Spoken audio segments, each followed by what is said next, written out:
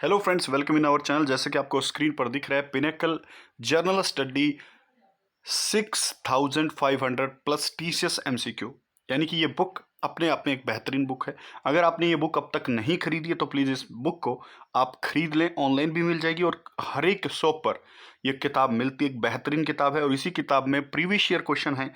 उन्हीं previous year question में हम पॉलिटी की बात कर रहे हैं। पॉलिटी में हम अब तक 75 क्वेश्चन कर चुके हैं और एक क्वेश्चन के साथ मैं एक दो क्वेश्चन और बताता हूं तो आप बहुत सारे क्वेश्चन यहां से सीख पाते हैं। तो चलिए आज की क्लास में चलते हैं। हम भारतीय संविधान के प्रमुख आर्टिकल, अनुसूची, भाग और सूचियों से जो क्वेश्चन आते हैं उनके बारे में हम यहाँ पर डिस्कस करने वाले हैं। तो आज की क्लास बहुत बेहतरीन क्लास होने वाली है। तो बच्चा, अगर आप इस चैनल पर आ ही गए हैं तो इस चैनल को एक बार सब्सक्राइब करना न भूलें। तो पहला क्वेश्चन आपकी स्क्रीन पर ये रहा, राज्य के नीति निर्देशक सिद्धांतों के किस अनुच्छेद के तहत मातृत्व अवकाश पर एक कामकाजी महिलाओं को नियोक्ता के सभी मातृत्व लाभ प्राप्त करना चाहिए।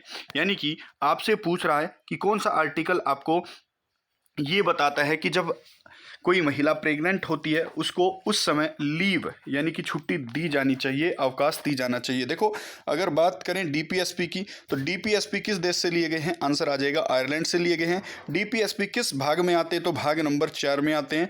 डीपीएसपी कौन से आर्टिकल से कौन से आर्टिकल में आते हैं? तो आर्टिकल संख्या 36 से लेकर 51 तक आते हैं।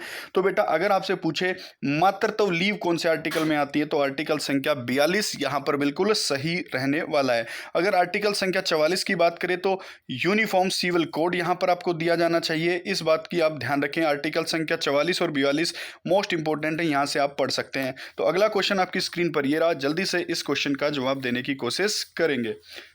जल्दी से जवाब दो इस क्वेश्चन का।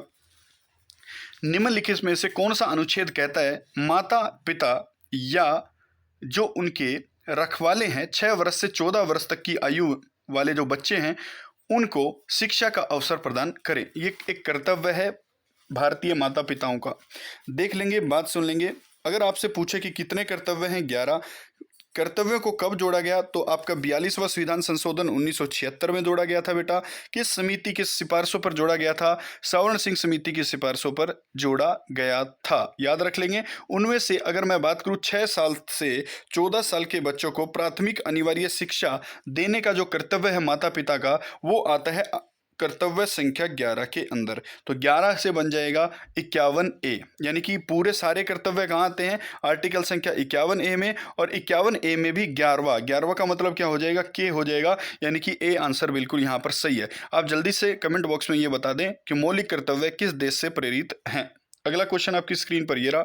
जल्दी से इस क्वेश्चन को करने की कोशिश करें बेटा। बहुत शानदार क्वेश्चन यहाँ पर आपको दिया गया है।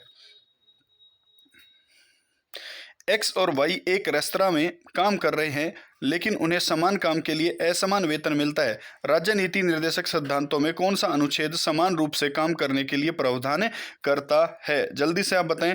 एक काम के लिए एक वेतन दिया जाना चाहिए। भारत में ये आर्टिकल संख्या कौन से में दिया गया है? मैं आपको बता दूं, डीपीएसपी में यह बात बोली गई है। आर्टिकल संख्या कौन सा है? आर्टिकल संख्या 39 यहाँ पर आपको देखने को मिलेगा। आर्टिकल संख्या 39 कहता है कि समान काम समान वेतन दिया जाना चाहिए, और आर्टिकल संख्या 39 ही कहता है कि सबको मुफ्त कानूनी सहायता भी प्रदान की जानी चाहिए। अगर मैं बात करूं आर्टिकल संख्या 40 की तो आर्टिकल संख्या 40 में पंचायतों के प्रावधान के बारे में कहता है। तो आर्टिकल संख्या 39 और साथ साथ आप 40 बिल्कुल यहां पर याद रखेंगे अच्छे तरीके से। अगला क्वेश्चन आपकी स्क्रीन पर ये रहा। 79 क्वेश्चन करने की कोशिश करो। सरकारी योजना प्रधानमंत्री फसल बीमा योजना का उद्देश्य किसानों के लिए फसल बीमा सेवाएं उपलब्ध कराना है। इस प्रकार की सरकारी प्रयास भारतीय संविधान नीति निर्देशक तत्वों के अंतर्गत आते हैं। किस नीति निर्देशक तत्वों के अंतर्गत ये बात आती है कि हमें फसलों को बचाना चाहिए या फिर हमें खेती में एक साइंटिफिक अप्रोच प्रयोग करनी चाहिए? जल्दी से आप बता दें तो मैं आपको बता दूं कि 48 आर्टिकल संख्या 48 ये कहता है कि हमें कृषि में साइंटिफिक अप्रोच या फिर पशुपालन में साइंटिफिक अप्रोच को बढ़ावा देना चाहिए। यानी कि राज्य ऐसी नीतियां बनाएगा जिसमें कृषि का विकास हो सके, पशुपालन का विकास हो सके। तो आर्टिकल संख्या यहाँ पर 48 बिल्कुल सही रहने वाला है। अगला क्वेश्चन आपकी स्क्रीन पर ये रहा। जल्दी से इस क्वेश्चन को करने की कोशिश करें। पूर्ण असमानता असंभव है, इसलिए भारतीय संविधान में समानता के अधिकार को से संबंधित है और कानून की समान सुरक्षा उचित वर्गीकरण के अधीन है। यानी कि कौन सा आर्टिकल ये कहता है कि भारत में समानता का अधिकार दिया गया है, कौन से अनुच्छेद में? तो आर्टिकल संख्या 14 ये कहता है कि विधि के समक्ष सभी समान होंगे। किसके? विधि यानी कि कानून के समक्ष सभी समान होंगे। आर्टिकल संख्या 15 ये कहता है कि किसी के साथ कोई भेदभाव नहीं किया जाएगा। आर्टिकल संख्या 16 ये कहता है नौकरियों में कोई भेदभाव नहीं किया जाएगा। आर्टिकल संख्या 13 कहता है कि यहाँ पर जुडिशियल रिव्यू ले सकता है आपका कौन? सुप्रीम कोर्ट, अगर फंडामेंटल राइट से कुछ छेड़छानी हो तो। अगला क्वेश्चन है 81वां क्वेश्चन। जल्दी से इस क्वेश्चन को करने की कोशिश करेंगे। भारतीय संविधान में निम्नलिखित में से किस अनुच्छेद में सहकारी समितियों के गठन का उल्लेख है? तो सहकारी समितियों के गठन का उल्लेख पूछ रहा है आपसे, कौन से आर्टिकल में यहाँ पर दिया गया है? जल्दी से बता दें आप बहुत बढ़िया तरीके से। अगर मैं बात करूं तो 19C, आर्टिकल संख्या 19C में ये प्रावधान है कि हम आजाद हैं किसी भी सरकारी समिति को बनाने के लिए। तो आर्टिकल संख्या 19C आपको जल्दी से बताना कि आर्टिकल संख्या 19A में कौन कौन से प्रावधान दिए गए हैं। आप जल्दी से इसको कमेंट बॉक्स में बताएं। अगला क्वेश्चन है, जल्दी से इसको करने की कोशिश करेंगे बेटा। एक पिता अपने नौजवान बेटा तथा उसके मित्रों को ये बता रहा है कि भारत में जो सांस्कृतिक विरासत है उसके बारे में बता रहा है, तो ये किस अनुच्छेद के मौलिक कर्तव्य के प्रचार के लिए संबंधित है, या वो व्यक्ति ये प्रचार कौन से मौलिक अधिकार का कर रहा है, ये आपको जल्दी से बताना है। देखो इसका आर्टिकल संख्या आ जाएगा 51 का F। 51F में आपका ये है कि हमें अपनी संस्कृति को बचाकर रखना चाहिए या अगली पीढ़ी तक बचाकर रखना चाहिए। तो 51AF। तो आपसे पूछे कर्तव्य कब जोड़े गए? तो 1976 में जोड़े गए थे कर्तव्य। किस समिति की सिफारिशों पर? स्वर्ण सिंह समिति की सिफारिशों पर जोड़े गए थे। कौन सा संविधान संशोधन था? तो 42वें संविधान संशोधन 1976 में भारतीय संविधान में कर्तव्यों की संख्या जोड़ी गई। आपको यह बताना है कि 10वां कर्तव्य क्या है। अगला क्वेश्चन आपकी स्क्रीन पर ये रहा। जनता को राज्य के दमनकारी कार्यों से बचने के लिए मौलिक अधिकारों की गारंटी दी गई है। न्यायिक निर्णय भारतीय संविधान खालिस्तान द्वारा परिभाषित शब्द राज्य शब्द के दायरे में विस्तारित करता है। जल्दी से बताएं आप क्या है। ये पूछ रहा है कि राज्य शब्द किस आर्टिकल में है? तो मैं आपको बता दूं आर्टिकल संख्या 12 राज्य शब्द की परिभाषा देता है। आर्टिकल संख्या 13 आपके जुडिशियल रिव्यू की बात करता है। 14 आर्टिकल विधि के समक्ष सभी समान होंगे। 15 आर्टिकल किसी से कोई भेदभाव नहीं किया जाएगा। याद रखना, ध्यान रखना। ये आते हैं आपके पार्ट नंबर 3 में, भारतीय संविधान के पार्ट नंबर 3 में। पार्ट नंबर 3 में आते हैं आपके बेटा फंडामेंटल राइट, और फंडामेंटल राइट किस देश से लिए गए हैं? यूएसए से लिए गए हैं। आर्टिकल संख्या 12 से लेकर आर्टिकल संख्या 35 तक फंडामेंटल राइट की संख्या यहां पर दी गई है। अगला क्वेश्चन आपकी स्क्रीन पर ये रहा। कामकाजी महिलाओं के लिए काम करने की परिस्थितियां उपलब्ध कराने के साथ साथ उनके यौन उत्पीड़न की रोकथाम और उसके लिए संगठन में व्यवस्था करने भी शामिल है। यह किस आर्टिकल के अंतर्गत आता है? जल्दी से इस क्वेश्चन का जवाब दें। कौन सा आर्टिकल ये कहता है कि महिलाओं को काम करने की परिस्थितियां दी जाएगी, उनके यौन उत्पीड़न की रोकथाम के लिए कोई भी संस्था यहां पर कार्य करेगी? ये आर्टिकल संख्या 43 में बोला गया है। बिल्कुल ध्यान रखेंगे। आर्टिकल संख्या 44 में सिविल कोड है। याद रखेंगे, ध्यान रखेंगे बहुत बढ़िया तरीके से। अगला क्वेश्चन आपकी स्क्रीन पर ये रहा। 85वां क्वेश्चन है। अनुच्छेदों का निम्न में से कौन सा समूह भारतीय संविधान में आपातकालीन प्रावधानों की विशेषता से संबंधित है? देखो अगर मैं बात करूं आर्टिकल संख्या 52 की, आर्टिकल संख्या 356 की, आर्टिकल संख्या 360 की, तो आर्टिकल संख्या 52 में 352 में आपकी बेटा आपातकाल दी गई है, आपातकाल, और 56 में राष्ट्रीय आपातकाल और 60 में वित्तीय आपातकाल। तो आंसर आ जाएगा आपका 352 से लेकर 360 तक।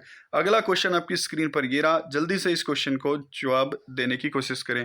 भारतीय संविधान के अनुच्छेद 1 जिसे कहा गया है कि इंडिया अर्थात भारत राज्यों का एक संघ है, निम्न में से किस विशेषता का उल्लेख करता है? कि भारत की ये कौन सी विशेषता है? तो ये भारत की पार्लियामेंट्री या फिर संप्रभुता की विशेषता है बेटा। कि भारत में आर्टिकल्स 1 क्या कहता है? कि भारत राज्यों का समूह होगा। यानी कि भारत क्या है? राज्यों का एक संघ है, और वो जो राज्य हैं भारत के, वो चाहकर भी भारत से अलग नहीं हो सकते हैं। वो एक समझौते के साथ भारत से नहीं जुड़े हैं। याद रख लेंगे बहुत बढ़िया तरीके से। आगे चलेंगे और ये क्वेश्चन देंगे। मौलिक कर्तव्यों के संबंध में निम्नलिखित में से कौन सा अनुच्छेद राष्ट्रीय ज्ञान के सम्मान से संबंधित है? देखो आर्टिकल संख्या कौन सा? आर्टिकल संख्या 51A में कर्तव्य आते हैं, 51A में, और 51A का A, 51A का यहाँ पर 51A का ए देखेंगे, ये आपका संबंधित है, ध्यान रखना, याद रखना 51A का ए आपके राष्ट्रीय गान के सम्मान से संबंधित यहाँ पर है। अगला क्वेश्चन आपकी स्क्रीन पर ये रहा, जल्दी से इसका जवाब देने की कोशिश करेंगे। राज्य सभी श्रमिकों की आजीविका और सम्मानजनक जीवन स्तर उपलब्ध कराने का प्रयास करेगा। ये कौन से आर्टिकल में दिया गया है कि राज्य जो है वो लेबर वर्कर का ध्यान रखेगा, उनको वेतन देगा जीने योग्य। यह आर्टिकल संख्या 43 कहता है कि जीने योग्य वेतन और जीने योग्य काम उपलब्ध कराना एक राज्य की जिम्मेवारी यहां पर बनती है। अगला क्वेश्चन आपकी स्क्रीन पर ये रहा, जल्दी से इस क्वेश्चन का जवाब देने की कोशिश करें। निम्नलिखित में से कौन सा अनुच्छेद भारतीय संविधान में सहकारी समितियों के प्रावधान से संबंधित है? सहकारी समिति की बात कर रहा है बेटा, ये सहकारी समिति से संबंधित कौन सा आर्टिकल यहाँ पर आपको देखने को मिलता है? तो मैं आपको बता दूं, ये आर्टिकल संख्या 243Z H से लेकर 243ZT से आपका सहकारी समितियों से संबंधित है। वैसे अगर पंचायतों के बारे में अगर आपसे पूछ ले कि पंचायतें किस आर्टिकल में है, तो आर्टिकल संख्या 243A से लेकर 243O तक यहाँ पर आपको देखने को मिलेंगी पंचायतें। लेकिन वो सहकारी समितियों के बारे में बात कर रहा है तो आर्टिकल संख्या 243ZH2 243ZT तक आपको यहाँ पर देखने को मिलेंगे। अगला क्वेश्चन यहाँ पर आपकी स्क्रीन पर ये रहा, जल्दी से इसका जवाब दें। भारतीय सरकार भारतीय संविधान के खालिस्तान के तहत श्रमिकों के लिए मानव गरिमा के अनुकूल जीवन को सुरक्षित करने के लिए अधिनियमित सामाजिक कल्याण और श्रम कानून का पालन सुनिश्चित करने के लिए बाध्य है। तो कौन सा आर्टिकल ये कहता है कि आप सामाजिक कल्याण और श्रम कानूनों का पालन सुनिश्चित करें? जल्दी से इस क्वेश्चन का जवाब दे दें। तो मैं आपको बता रहा हूं, आर्टिकल संख्या 21 आपको ये कहता है कि भारतीय संविधान में मानव गरिमा का ध्यान रखा जाएगा, वो बेशक लेबर तबका क्यों ना हो। आर्टिकल संख्या 17 आता है पेपर में, तो बेटा अनटचेबिलिटी का जो अंत है वो आर्टिकल संख्या 17 से बैन किया गया है भारत में। आर्टिकल संख्या, अगला क्वेश्चन आपकी स्क्रीन पर, भारतीय संविधान का निम्नलिखित में से कौन सा अनुच्छेद मौलिक अधिकारों को लागू करने के लिए सर्वोच्च न्यायालय जाने के अधिकार से संबंधित है? देखो, अगर कोई ऐसा कानून सरकार बना दे जिसमें फंडामेंटल राइट को हनन हो तो आप सीधा कहां जा सकते हो? आर्टिकल संख्या 32 का यूज करके सुप्रीम कोर्ट जा सकते हो और सुप्रीम कोर्ट ऑर्डर देगा इसको रद्द करने के लिए या जांचने के लिए। उन ऑर्डर को हम रिट कहते हैं। तो अगर आपसे पूछ ले रिट कौन से आर्टिकल में, आर्टिकल संख्या 32 में सुप्रीम कोर्ट जा सकते हैं फंडामेंटल राइट अगर छीने जाएं तो कौन से आर्टिकल से? आर्टिकल संख्या 32। याद रखना, आर्टिकल संख्या 32 को हमारे भारतीय संविधान का हृदय कहा जाता है। इसके बिना भारतीय संविधान की कल्पना नहीं की जा सकती है। इसमें कितने प्रकार की रिट हैं? इसमें 5 प्रकार की रिट सुप्रीम कोर्ट जारी कर सकता है। अगर हाई कोर्ट की बात करें तो हाई कोर्ट आर्टिकल संख्या 226 का प्रयोग करके रिट जारी कर सकता है, याद रखें। अगला क्वेश्चन आपकी स्क्रीन पर यह रहा, पोषण अधिनियम 0 से 6 वर्ष के बच्चों को पोषण सत्र को प्राप्त करने के लिए कार्यक्रम है। भारतीय संविधान निम्न में से कौन सा अनुच्छेद पोषण सत्र को बढ़ाने का प्रावधान करता है? कौन से आर्टिकल में पोषण सत्र बढ़ाने के लिए व्याख्यांकित किया गया है? पोषण सत्र बढ़ाने के लिए आर्टिकल संख्या 47 की भारतीय जो भी होगा भारतीयों के पोषण स्तर में वृद्धि होगी, मादक पदार्थों की रोक पर राज्य नीतियां बनाकर रोक लगा देगा। आर्टिकल संख्या 47 यहां पर कहता है। अगला क्वेश्चन ये रहा, जल्दी से करने की कोशिश करें। भारतीय संविधान में निम्न में से किस अनुच्छेद में यह विचार है कि 14 वर्ष से कम आयु के बच्चों को किसी भी कारखाने या खान या कोई भी खतरनाक काम करने के लिए नहीं लगाया जाना चाहिए? देखो, मैं अगर आपसे बात करूं, आर्टिकल संख्या 23 और 24 शोषण के विरुद्ध अधिकार के बारे में बात करते हैं। और अगर पूछा जाए आर्टिकल संख्या 23 में क्या है, तो मानव तस्करी पर बैन लगाया गया है आर्टिकल संख्या 23 को यूज करके। और आर्टिकल संख्या 24 में यह बोला गया है कि कोई भी बच्चा खतरनाक कारखानों में काम नहीं करेगा। तो आर्टिकल संख्या 24 इसका बिल्कुल सही, बिल्कुल राइट आंसर यहां पर बेटा होने वाला है। अगला क्वेश्चन करने हैं आपकी स्क्रीन पर यह रहा, भारतीय संविधान निम्न में से कौन से अनुच्छेद नागरिकता से संबंधित हैं? देखो, अगर मैं आपसे बात करूं, भारतीय संविधान का भाग नंबर 1 राज्य क्षेत्र की बात करता है, भाग नंबर जो 2 है भारतीय संविधान का वो नागरिकता की बात करता है बेटा।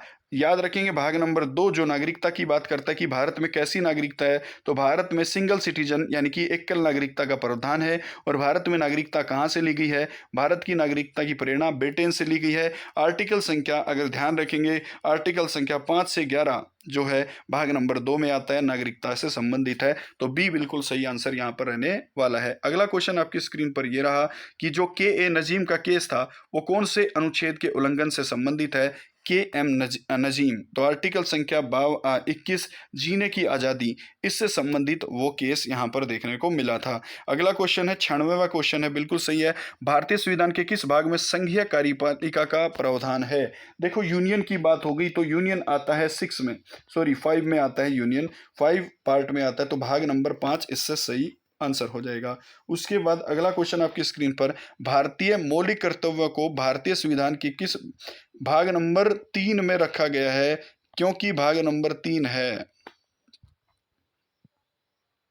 हाँ ये बोल रहा है कि डीपीएसपी को हमने फंडामेंटल राइट में ही क्यों नहीं रख दिया हो, उनसे अलग क्यों रखा? इसलिए रखा क्योंकि जो भाग नंबर 3 है वो बेटा क्या है, यहाँ पर वाद योग्य है, जबकि डीपीएसपी और कर्तव्य ये वाद योग्य नहीं है। यानी कि आप फंडामेंटल राइट का अगर कोई भी हनन करेगा, आप सुप्रीम कोर्ट या फिर कोर्ट जा सकते हैं, लेकिन डीपीएसपी को मनवाने के लिए आप कोर्ट नहीं जा सकते हैं, कर्तव्य को मनवाने के लिए आप कोर्ट नहीं जा सकते हैं। इसीलिए इन दोनों चीज़ों को हमने भाग नंबर 3 यानी कि फंडामेंटल राइट के साथ नहीं रखा है, याद रखना। उसके बाद 98वां क्वेश्चन क्या कहता है, भारतीय संविधान निम्न में से कौन सा अनुच्छेद भारत की द्विसदनीय संसद का प्रावधान करता है? देखो अगर आपसे पूछे भारत की संसद है कैसी, बिकामेरल संसद है। बिकामेरल संसद मतलब इसमें 2 हाउस हैं, एक अपर हाउस है तो एक लोअर हाउस है। अपर हाउस को राज्यसभा कहते हैं, लोअर हाउस को लोकसभा कहते हैं, याद रखना। आर्टिकल संख्या 79 भारत के संसद के बारे में बात करता है और बताता है कि संसद 3 चीज़ों से मिलकर बनती है। पहली चीज़ है इसमें प्रेसिडेंट, दूसरी चीज़ इसमें है राज्यसभा और तीसरी चीज़ इसमें क्या है, लोकसभा। याद रखना आर्टिकल संख्या 79 भारतीय संसद के बारे में जानकारी देता है। अगला क्वेश्चन आपकी स्क्रीन पर ये रहा, जल्दी से बताएं, अनुच्छेद 172 के अनुसार किसी राज्य खालिस्तान भंग नहीं हो सकती है। देखो कौन सी चीज भंग नहीं हो सकती है, आज विधानसभा या फिर विधान परिषद या फिर लोकसभा। देखो राज्य के बारे में पूछा तो लोकसभा तो सेंटर का है, ये दोनों ऑप्शन हो नहीं सकते। विधानसभा जो होती है वो तो 5 साल में भंग हो जाती है, आंसर क्या रहेगा, विधान परिषद कभी भंग नहीं की जा सकती है। राज्यों में विधान परिषद भंग नहीं की जा सकती। अगर सेंटर में पूछे तो राज्यसभा कभी भी भंग नहीं की जा सकती है, याद रखना, ध्यान रखना। नेक्स्ट क्वेश्चन और लास्ट क्वेश्चन आज की स्क्रीन का, भारतीय संविधान में आर्टिकल संख्या जो 323 है वो किस बारे में बात करता है? तो मैं आपको बता दूं, आर्टिकल संख्या 323 में यूपीएससी आता है और यूपीएससी के जो फंक्शंस हैं, जो रिपोर्ट्स हैं, वो रिपोर्ट आती हैं आर्टिकल संख्या 323 में। तो यूपीएससी की जो रिपोर्ट है वो रिपोर्ट आर्टिकल संख्या 323 में आते हैं। आज की वीडियो आपको कैसी लगी? हमने पिनेकल के पॉलिटी के 100 क्वेश्चन कर लिए हैं बेटा, लगभग इसमें 400 से तो 450 से 450 क्वेश्चन है। 450 क्वेश्चन यहाँ पर हैं पूरी पॉलिटी पिनेकल में, और मैंने लगभग आपको 100 करा दिए हैं। 350 क्वेश्चन बाकी हैं, उनको भी मैं जल्द ही आपको कराने वाला हूँ। तो आई होप आपको ये सारी चीज़ें अच्छी लग रही होंगी। जय हिंद, जय भारत, नमस्कार।